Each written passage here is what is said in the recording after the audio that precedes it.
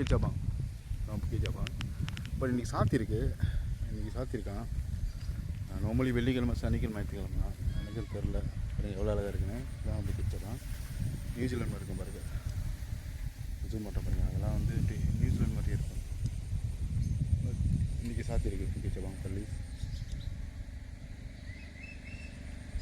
இந்த வியூவில் நல்லாயிருக்கும். ஈவினிங் வந்தீங்கன்னா ரேஸ் பண்ணுறேன். ஆனால் வந்து வெள்ளிக்கிழமை, சனிக்கிழமை, ஞாயிற்றுக்கிழமை திறப்பாங்களாம்.